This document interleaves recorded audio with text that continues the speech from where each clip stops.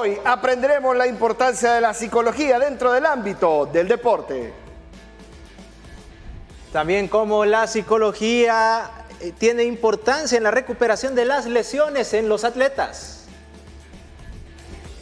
¿Y cómo influye la psicología en la alta competencia de los atletas? Bienvenidos a Fanáticos Plus.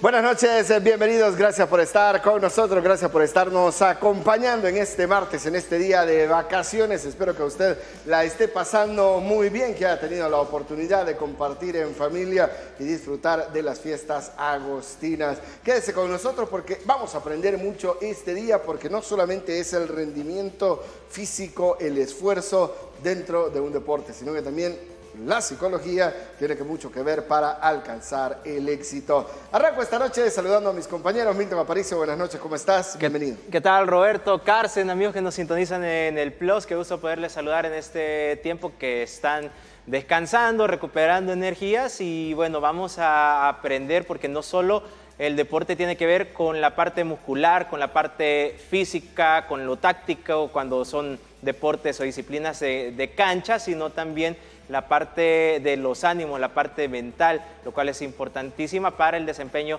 de los atletas. Buenas noches para todos. Carsen Rivas, buenas noches. Buenas noches, compañeros. Gracias por estar en sintonía de Canal 21. La psicología en el deporte no es algo nuevo, pero aquí parece que poco a poco lo vamos descubriendo. Yo siempre he creído que el cuerpo compite, pero la mente gana. Un abrazo de gol para todos. Bienvenidos a Fanáticos Plus. Quédese con nosotros. Esta noche vamos a hacer la primera pausa y volvemos enseguida.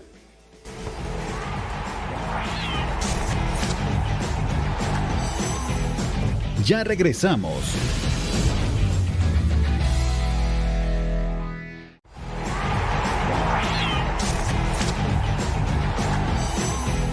Continuamos. Si no le encuentras sabor a nada de lo que haces, prueba una deliciosa sopa Lucky. Por su sabor, es la preferida de todos. Búscalas en tiendas y supermercados. ¿Quién dijo Lucky? Wow, la pasión del fútbol se vive hasta en la sopa, porque nunca falta esa compañera ideal con sabor inconfundible de Lucky. Indiscutiblemente, la campeona del sabor. Pide tu sobre en tiendas y supermercados a solo 40 centavos. Y gracias a Lucky, hoy vamos a hablar también de la psicología deportiva y por eso le damos la bienvenida a Elena Franco. Ella es psicóloga del Colegio de Atletas de Alto Rendimiento de FESA. Elena, bienvenida, gracias por estarnos acompañando esta noche en Fanáticos Plus. Buenas noches, qué alegría poder estar aquí para hablar de este tema tan importante. Yo creo que sin duda es un tema muy importante que poco a poco parece que va tomando la relevancia en el deporte. Quizás antes no se veía como una rama muy importante para obtener el éxito, pero bueno, tú trabajas efectivamente todos los días con atletas de alto rendimiento ahí en el Colegio de FESA. Sí, todos los días. La verdad es que coincido mucho con lo que ya decían. El cuerpo es el que juega, el que compite, pero la mente es la que hace que ganemos, que triunfemos, que alcancemos esas metas que nos estamos proponiendo. Sin duda, bueno, ya se nos sumará también a la plática Sandra García también, que estuvo acompañando a la selección sub-17 de nuestro país en su clasificación a la Copa del Mundo de Qatar. Pero Elena, cuéntanos, ¿por qué es importante la psicología dentro del deporte? Tomando en cuenta tu experiencia que a diario trabajas con atletas que están en el alto rendimiento de diferentes disciplinas deportivas. Sí, son un montón de disciplinas deportivas y hay particularidades de cada deporte, ¿no? Sin embargo, y justo antes estábamos platicando cómo cuando vamos a enfrentarnos a una competencia, cuando vamos a enfrentarnos a una presión tan grande, se activa nuestra alarma. Los atletas, bueno, todos tenemos una alarma que se enciende cuando nos sentimos en peligro y si no sabemos regular esa alarma, apagarla correctamente para manejar el estrés, la presión, los miedos, si no tenemos la motivación, el enfoque, la atención, la concentración, muchas de las cosas por las que nos hemos preparado antes puede ser que se nos vengan abajo. Entonces, así como vamos entrenando la técnica, la parte física, necesitamos desarrollar la atención, la concentración, el manejo de estrés, el manejo de la presión, la motivación, todas estas cosas para que vayamos en sintonía con nuestras metas y logremos nuestros resultados. Buenas noches, Elena. Gracias por estarnos acompañando acá en Fanáticos. Pero para poner en contexto, o para que los amigos que nos están viendo lo puedan distinguir, ¿en qué se distingue la psicología deportiva en comparación a la psicología que podemos tomar cualquiera que no somos atletas? ¿Cambia en que la metodología, de cómo se aplica a los atletas, o hay alguna otra variante?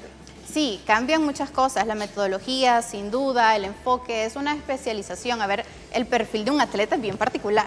El perfil de un atleta de alta competencia todavía es más particular también. Entonces, desde la psicología deportiva vemos cómo estas características individuales del atleta dentro de su contexto, de su disciplina deportiva, nos permite desarrollar recursos emocionales, recursos psicológicos para que pueda alcanzar sus metas y optimizar esos recursos que ya estamos viendo. Buenas noches, licenciada. ¿Cuáles son los problemas comunes en los atletas adolescentes, en los atletas de alto rendimiento? El estrés lo tenemos todos, a veces cae nuestra autoconfianza, vamos a debutar en cualquier disciplina deportiva, hay presión del público, hay atletas que no pueden dar un pase porque le ganan los nervios.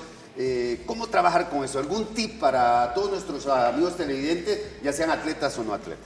Ese miedo al fracaso, esa falta de confianza, esa motivación, sí que es algo que se tiene que trabajar a diario. A veces trabajamos con los chicos, bueno, siempre trabajamos con los chicos antes de que vayan a las competencias en una preparación mental para tener claridad de a qué van, cuál es esa meta que quieren conseguir. Poder visualizar con claridad la meta es clave. No puede ser que vayamos, por ejemplo, como atletas y nuestra meta sea a ver qué sale, a ver qué logro, a ver qué medalla consigo. No, y los chicos realmente de FESA tienen claridad de yo voy por el oro, por ejemplo, yo voy a ganar el primer lugar, yo voy a conseguir claramente lo que cada uno, ¿verdad?, en su disciplina quiera lograr. Pero también trabajamos y de forma bien práctica una lista de logros. ¿Cuáles son los logros que he alcanzado antes y que me permiten sentirme capaz de alcanzar este nuevo logro? O cuáles son las cualidades, los recursos, las habilidades que tengo ahora que me van a permitir alcanzar esta nueva meta. Es algo que puede sonar relativamente sencillo, pero a mucha gente le cuesta identificar cuáles son sus cualidades, sus logros y aferrarse a ellos en esos momentos de estrés, en esos momentos de presión, para poder tener la seguridad, la confianza de que son capaces de alcanzar esta nueva meta. Bueno, y precisamente le vamos a dar también la bienvenida a Fanáticos Plus porque nos acompaña desde Colombia la licenciada Sandra García, psicóloga que acompañó a nuestra selección sub-17 en Guatemala para conseguir la clasificación a la Copa del Mundo de Qatar. Es psicóloga del deporte, fundadora de Mente en Guns Academy y también autora de OSHIP. Le damos la bienvenida a Sandra García, gracias por estarnos acompañando esta noche en Fanáticos Plus de Canal 21.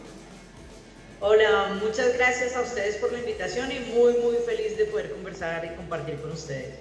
Bueno, Sandra, cuéntenos un poco, porque usted estuvo acompañando a la selección sub-17 de El Salvador en ese histórico pase, en esa histórica clasificación a la Copa del Mundo. Sabemos que, bueno, cada mente, cada corazón es diferente, pero debo imaginar que tratar de aplicar la psicología en un grupo de futbolistas, porque no son los 11 que entran a la cancha, son 25 que forman la delegación, es el cuerpo técnico. Cuéntanos un poco acerca de su trabajo de la psicología en grupo, en equipo y cómo lo aplicó también con la selección sub-17 de El Salvador. Claro, con gusto. Es cierto lo que dices, cuando uno trabaja con un equipo se hacen realmente dos tipos de intervenciones. Uno, de todas formas, el trabajo individual, para lograr que cada atleta crezca al máximo posible y desarrolle su fortaleza mental, las habilidades de su fortaleza mental, su motivación, su control de pensamiento, su control de atención, de energía, en fin. Pero cuando trabajas en un equipo hay unas tres variables que se suman que son muy importantes. La primera es la cohesión. Y la cohesión implica que todos estemos de acuerdo en una meta. Cuando nosotras nos involucramos, por ejemplo, en el proceso con la sub-17 junto con Alexandra, gracias al apoyo de FESA, entre otras cosas, pues la primera pregunta que le hicimos al grupo es, bueno, ¿cuál es la meta?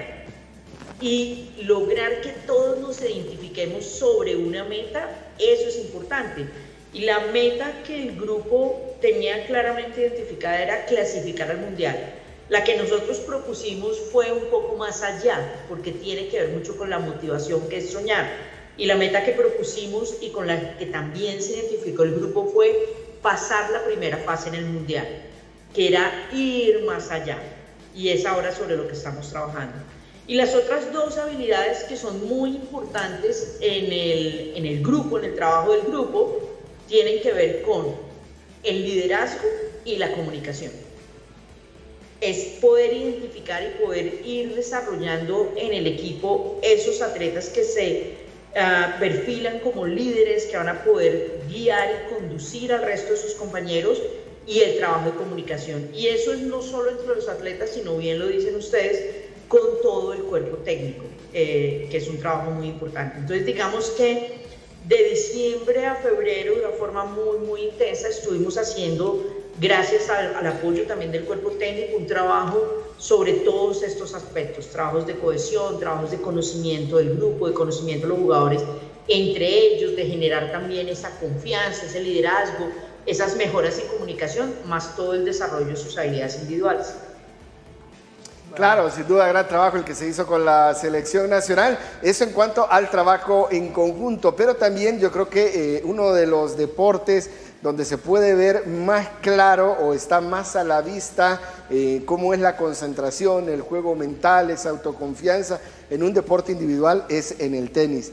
Elena, porque vemos a veces que hay tenistas que están ganando o que están muy cerca de ganar y parece que en el último punto se quiebran, que parece que juega más lo psicológico que lo físico en ese momento. Sí, definitivamente, y por eso les decía, hay que entrenar las habilidades mentales. La fortaleza mental consiste justamente en poder, desde antes de la competencia, tener la claridad de cuál es la meta, como también decía Sandra, cuáles son mis habilidades, cuáles son mis recursos, pero también cuáles son mis áreas de mejora, cuáles son mis debilidades, entonces qué tengo que desarrollar más para poder sostener el partido, sostener el juego y alcanzar esa meta. ¿Qué tan seguido, Elena, se da esto del síndrome del impostor en el atleta? De venir y decir, estoy a punto de conseguir un logro importante para mi país en la parte personal, pero no puede ser que yo, que vengo de un cierto contexto, esté a punto de lograrlo. ¿Se da demasiado o es muy frecuente esto en los atletas? Sí pasa, definitivamente pasa. Creo que cuando están los atletas en cierto nivel, puede ser que duden de qué tanto están haciendo y hacen muchísimo, estudian, entrenan, hacen un montón de cosas, pero sí en determinado momento cuando quizás ya van alcanzando ciertas metas y están viendo que lo van logrando, aparece justo en ese momento, este síndrome del impostor a jugar en contra y a cuestionar.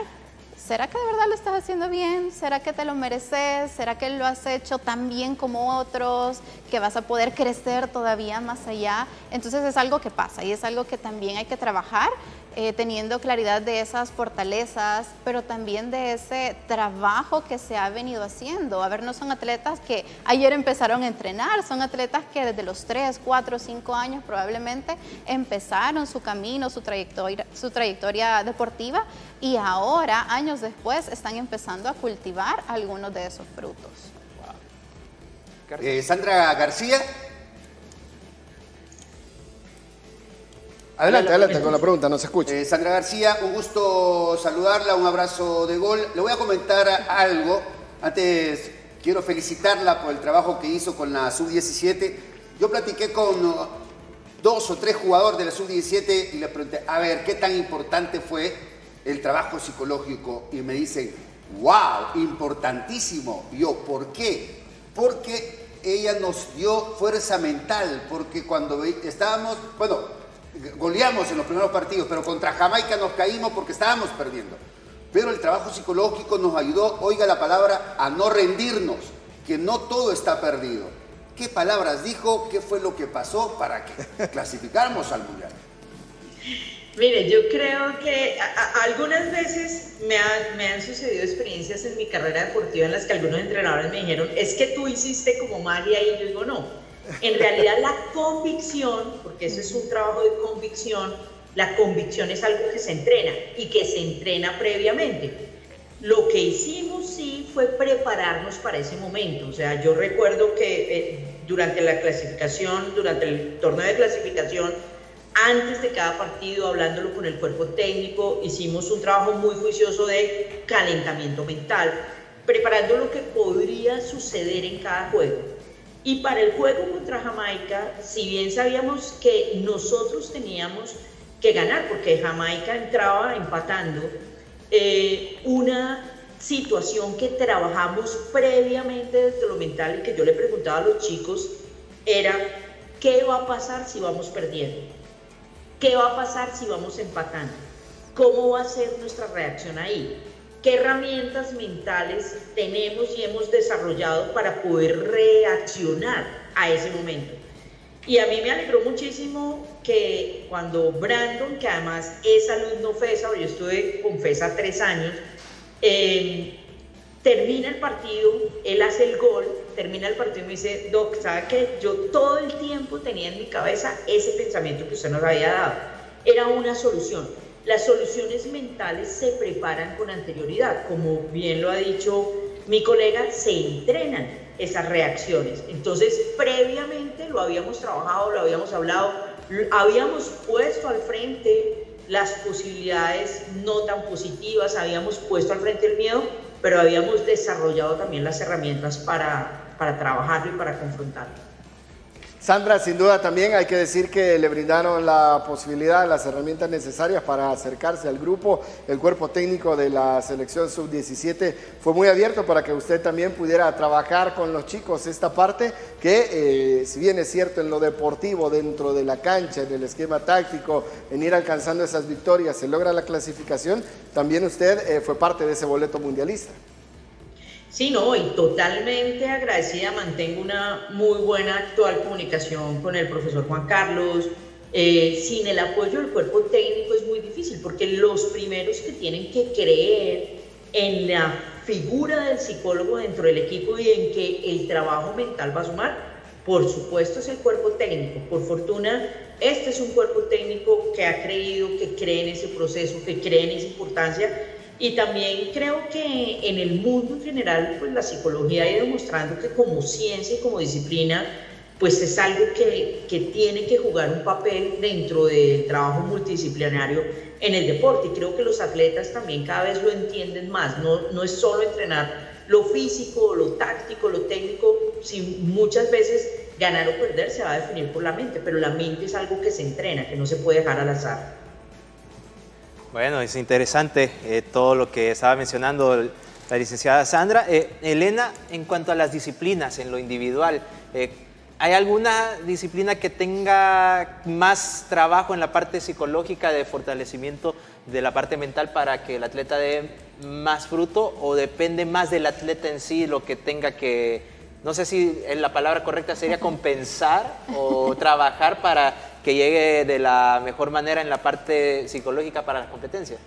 Sí, creo que no es que una disciplina sea más difícil que otra o un deporte sea más complejo que otro realmente, sino que depende de los recursos que individualmente tiene cada atleta. Puede ser que un atleta haya tenido experiencias de vida que le han permitido desarrollar mucha resiliencia, que les haya permitido desarrollar otras habilidades que en el deporte, en sus competencias, van a salir a relucir, y puede ser que tengamos otro atleta que no haya tenido esas oportunidades, esas experiencias, entonces vamos a ver más, entre comillas, carencia de esas habilidades, y vamos a ver de repente más frustración, que cuesta más manejar cuando se pierde, que cuesta más emocionalmente recuperarse de una lesión. Entonces depende de la experiencia de vida, de las habilidades que cada atleta haya podido desarrollar a lo largo de su experiencia personal y deportiva.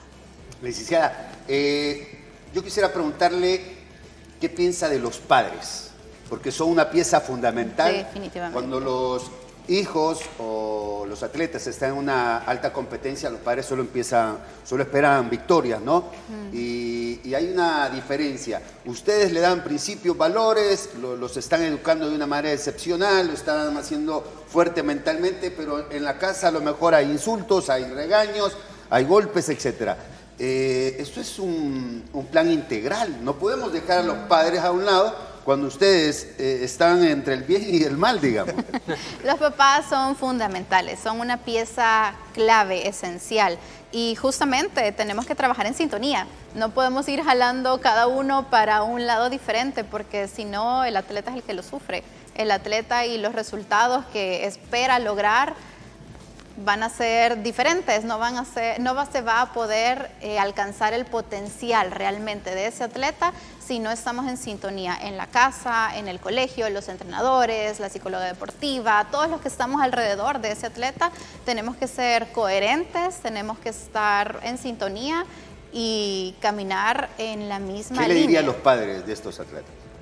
Que los apoyen, que crean en ellos. Realmente hay talento. Tenemos que ver el talento, tenemos que valorarlo y tenemos que apostarle a ese talento. Eso implica mucho trabajo. Eso implica para la familia llevarlo a entreno, llevarlo a terapia, llevarlo a recuperación, a estar haciendo muchas cosas, pero vale la pena, hay que hacerlo. Claro, y también le hacemos la pregunta a la licenciada Sandra García, hasta Colombia. ¿Cómo juega, qué papel juegan los padres para los futbolistas, en este caso, para los deportes de conjunto, bajo su experiencia, luego de haber trabajado con la Sub-17? Mire, realmente estoy muy de acuerdo con lo que dice Elena, y yo fui atleta de alto rendimiento, mi padre dirigente del deporte, y por ende entiendo desde la propia experiencia también cómo fue importante el acompañamiento de mis padres a mi desarrollo deportivo. Los papás son una parte fundamental, pero muchas veces no los educamos para trabajar en el alto rendimiento, para soportar la frustración, porque no es fácil el deporte. El deporte le exige al atleta horarios diferentes, mueve a la familia en su organización, porque ya un futbolista, por ejemplo, un futbolista entrena sábado, domingo, o sea, no hay fines de semana libres, no hay festividades libres, pueden ser las fiestas agostinas y tú estás entrenando, y entonces la familia tiene que girar un poco en torno a la vida de ese deportista, y hay que enseñarle a los padres a cómo hacer ese acompañamiento equilibrado también, porque aunque el deporte sea muy importante, yo siempre le digo a mis atletas, el deporte al final tiene un fin, valga la redundancia, o sea, es un área más también de tu vida. Y es tan importante que seas buen atleta como que seas buen estudiante, buen hermano, buen miembro de tu familia, buen miembro de tu comunidad. Esa formación integral depende y viene mucho de casa. Y en ese sentido también hay que educar a los padres. Y por último, yo le sumaría a nosotros, estamos aquí en mi país haciendo un trabajo muy importante con una federación también muy reconocida de salud mental, en una capacitación que integra padres, atletas y coaches. ¿Por qué? Porque si esos tres estamentos no están formados en la parte mental, podemos llegar a tener cosas que han sucedido en el deporte y en el fútbol también, futbolistas que se han quitado la vida porque su carrera terminó, o por presión, o no la han podido resistir, y porque no encontraban en el núcleo familiar el apoyo que necesitaban. Así que es supremamente importante hacer un trabajo juicioso y metódico para educar a la familia. Licenciada, usted ha trabajado en El Salvador, en Centroamérica, bueno, en Latinoamérica. ¿Qué resistencias ha encontrado y cómo las ha podido vencer? Esa sería la primera. Y la otra, que me explique para qué sirve el modelo OCHIP, que usted utiliza mucho. Claro que sí. Mire, la primera es, una de las cosas que a mí me encantó de llegar a El Salvador es que en general yo nunca estuve o no me presentaron a un entrenador que no me dijera bienvenidas, me encanta, esto lo necesitábamos y venga y trabajamos. Y desde el año 2018, cuando nos involucramos con FESA, con el Comité Olímpico a Juegos de Barranquilla, centroamericanos, luego panamericanos, donde El Salvador obtiene las 3 primeras medallas de oro históricas para El Salvador, en un trabajo que hicimos muy importante con Roberto Hernández en su momento, y lo mismo para Santiago y demás. Lo primero es reconocer que los entrenadores nos abrieron completamente las puertas, o sea, y que los atletas también. Los atletas dijeron, sí, esto lo necesitábamos, y es un trabajo específico. La psicología del deporte es un área aplicada a la psicología. Los psicólogos del deporte nos posgraduamos en psicología del deporte, ¿no? Entonces es un trabajo específico y muy técnico. Ahora, la resistencia, ¿sabes cuál era un poco? Lo que nosotros llamamos en O-chip, valga la redundancia, el chip. Como que yo sí quiero, yo sí sueño en grande, pero es que, Sandra, somos El Salvador. Somos el pulgarcito de América. Siempre nos falta los 5 para el peso, ¿no? Siempre nos falta un poquito.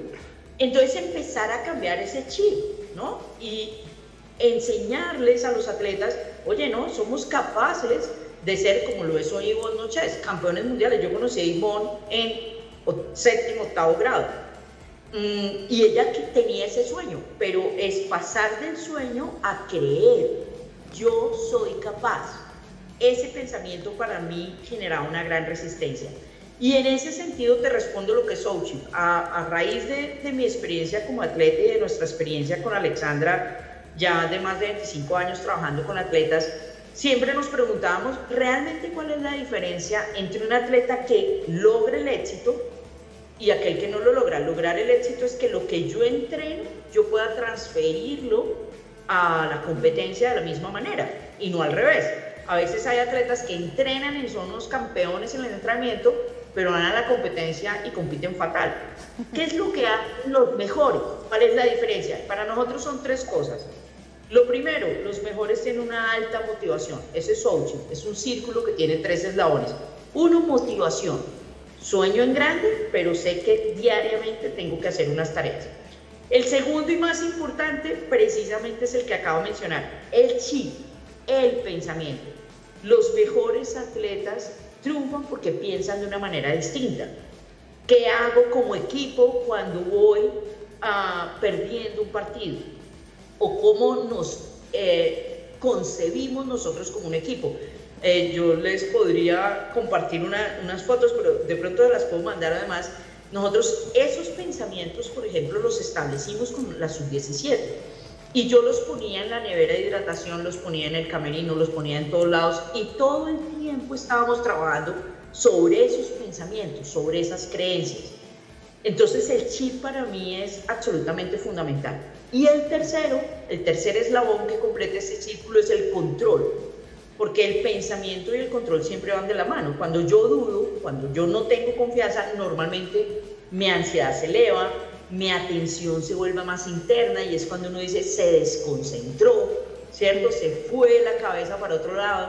El control va de la mano, el control de la atención, de la activación, de la emoción, son habilidades mentales que se relacionan. Esos 3 eslabones son O-chip, y lo que nosotros hemos hecho es desarrollar unas herramientas muy prácticas para enseñarle al atleta a desarrollar esos 3 eslabones. Eso es. Claro, estamos hablando de psicología deportiva, de la importancia de la psicología también en el deporte de alto rendimiento. Tenemos que ir a la pausa, quédese con nosotros, ya regresamos.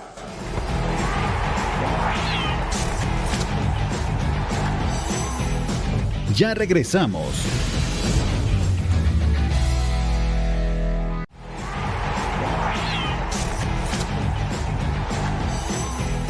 Continuamos.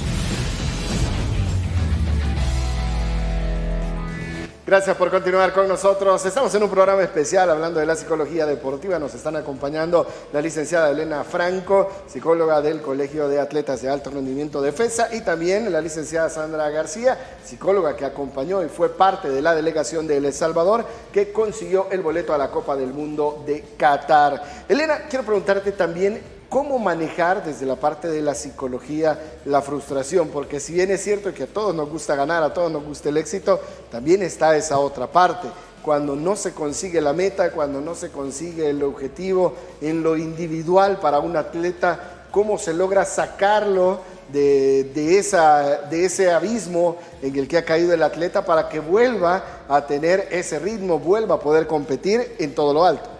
Hay que verlo. Primero hay que reconocer que es una realidad, es una posibilidad no lograr las metas que quiero alcanzar, porque si no quizás estamos volando en un plano de repente muy idealista. Entonces, también como decía Sandra antes, hay que visualizar las posibilidades para tener un plan, podernos anticipar de repente ante esa posibilidad. Tal vez no nos vamos a concentrar tanto en eso porque queremos enfocarnos en los logros, ¿verdad? En las metas, pero sí tenemos que verlo. Y luego, a ver, llega esta frustración, perdimos algo que estábamos esperando mucho, algo en lo que habíamos trabajado, nos sentamos, lo vemos y lo sentimos. Quizás hay muchos atletas, muchas personas en general que no nos gusta sentir eso desagradable, ese enojo, esa tristeza, esa frustración, decepción y qué sé yo, muchísimas cosas más que son desagradables, pero todas esas emociones también tienen una función, están llegando por algo para ayudarnos a procesar eso que está sucediendo. Entonces, querer ignorarlo, querer obviarlo, pasar rápido a la página y seguir a la siguiente meta no resulta siempre tan efectivo.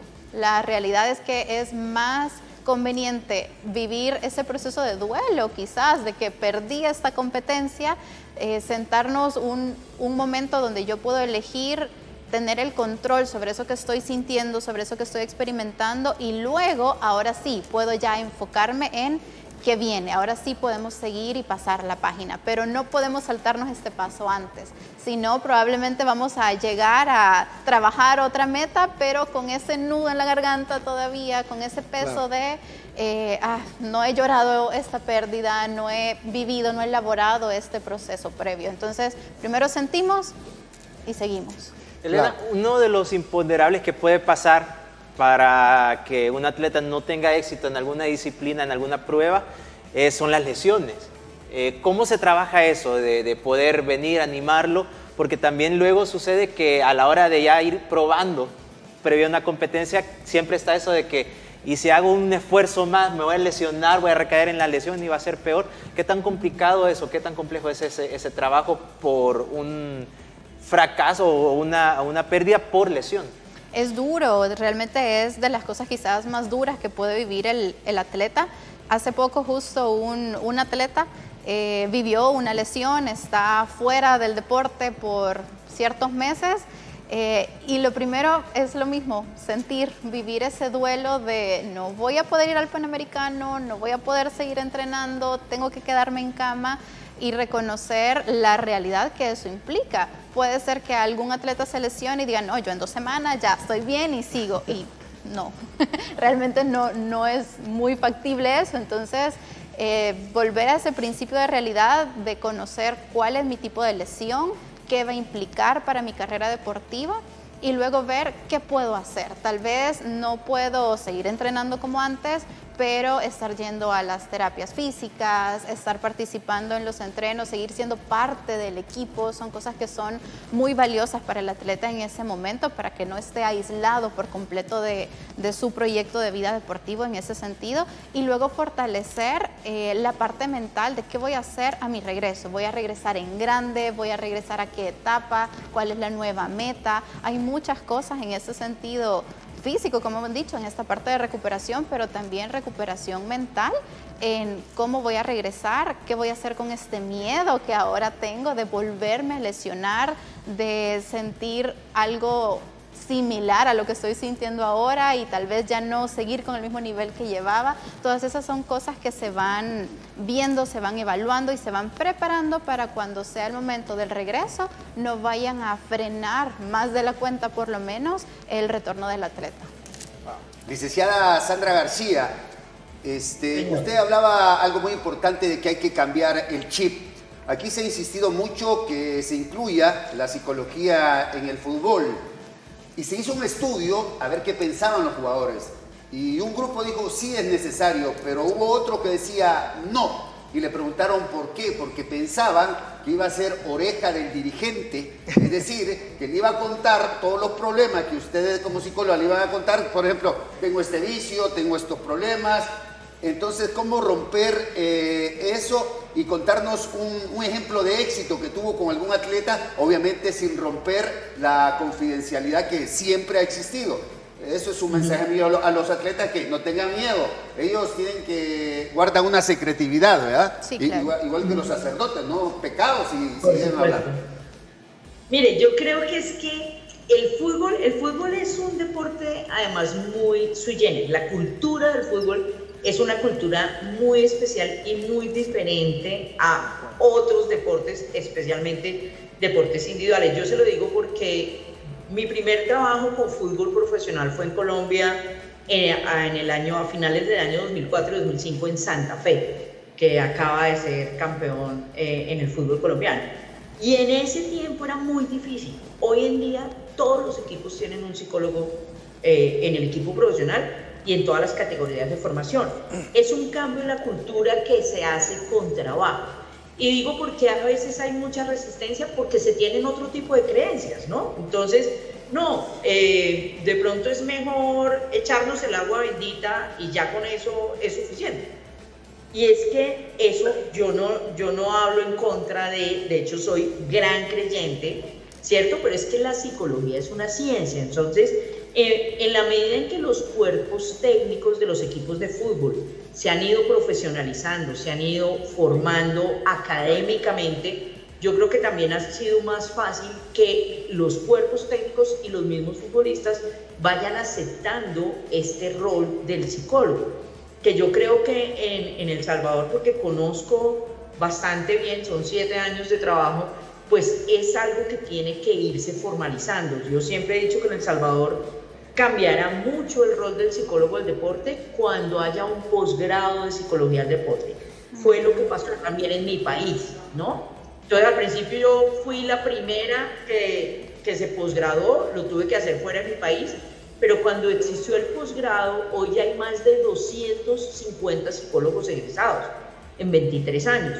Y eso ha hecho que la psicología permee a todos los niveles y se entienda que es un enfoque científico y que es un trabajo que uno va desvirtuando las falsas creencias, las vas desvirtuando con trabajo serio, con trabajo ético, con trabajo puntual, con trabajo juicioso, ¿cierto? Entonces yo creo que eso es algo que hay que hacer muy paso a paso, pero en El Salvador creo que está faltando eso, que exista un posgrado en psicología del deporte, porque el psicólogo del deporte no es un psicólogo que se leyó un libro de psicología del deporte o que hizo algo de deporte y llegó a la psicología del deporte.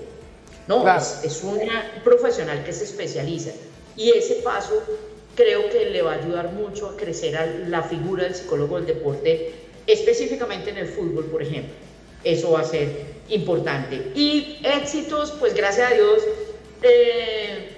yo siempre le digo también a mis pupilos, a mis alumnos, que del psicólogo del deporte hablan bien en la medida en que sus atletas tienen éxito, porque en el alto rendimiento te miden por el resultado. Del Salvador tengo unos muy lindos, quizá el que recuerdo con muchísimo cariño, además de esta clasificación al Mundial, pues fue la medalla de oro Roberto Hernández en Lima en el año 2019. Después de, ahora hablaban de la frustración, en el año 2018, no sé si se lo recuerdan, sí. En la final por equipos, Roberto pues tiene un 0, una mala flecha, perdemos la medalla de oro, sin embargo 2 días después él gana la medalla de oro individual, pero el gran objetivo era Lima, Juegos Panamericanos, ganar para El Salvador la primera medalla de oro panamericana. Cuando Roberto dispara esa última flecha y le gana al campeón del mundo y gana esa primera medalla, yo creo que ese ha sido uno de los momentos más felices de mi vida, indudablemente.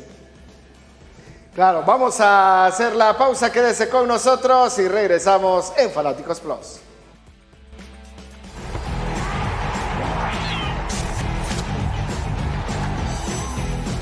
Ya regresamos.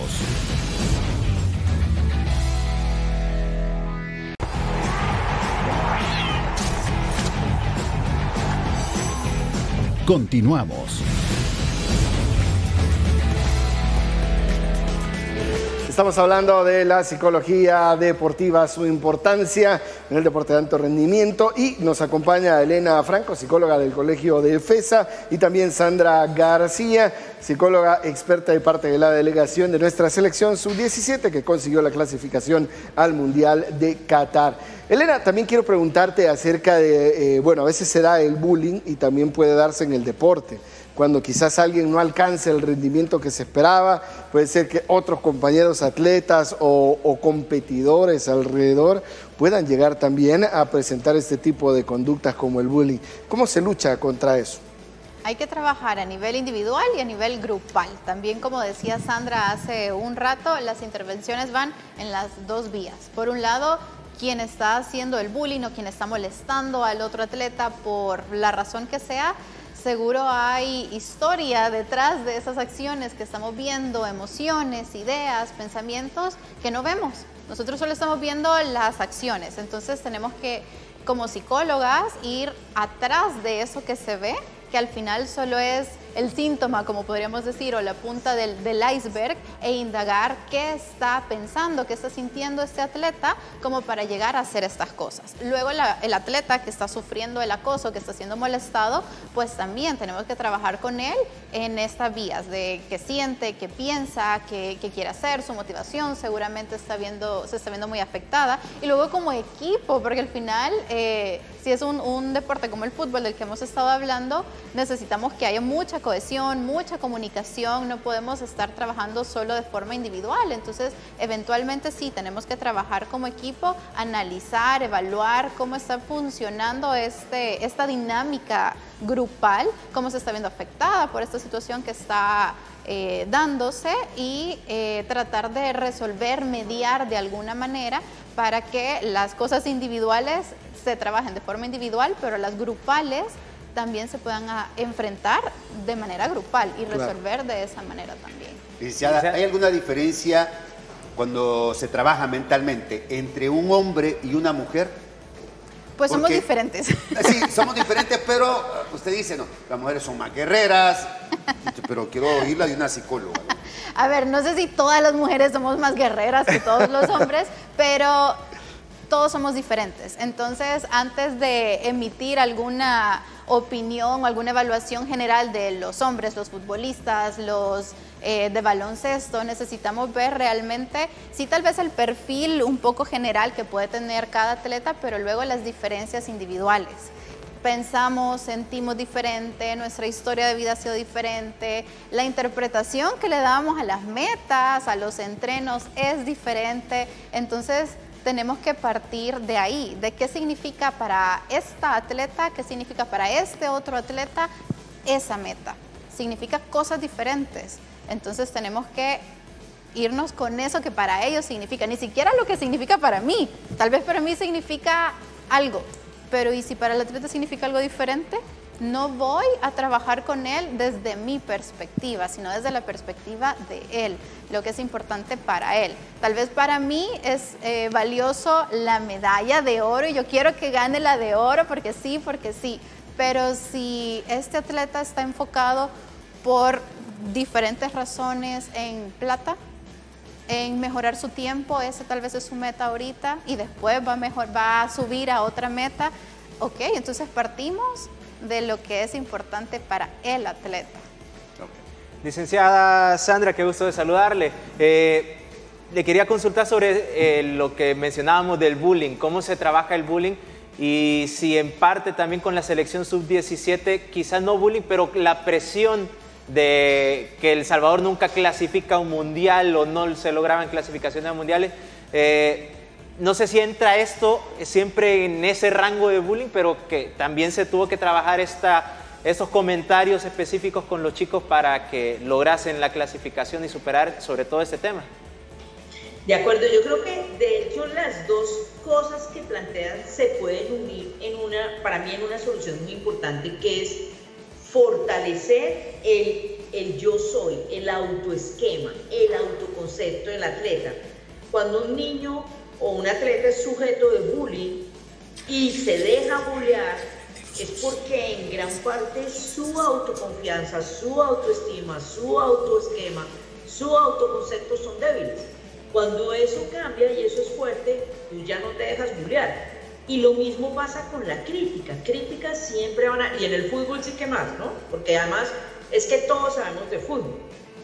Entonces, y la afición sabe de fútbol y todo el mundo... Y entonces todo el mundo opina. Pero en la medida en que tú tengas claras cuáles son tus fortalezas, estés claro en tu autoconcepto, tu autoestima, tu valía, cómo se sustenta eso, pues vas a ser menos permeable a esa crítica destructiva externa. Entonces, para mí, el primer gran solucionador es ese.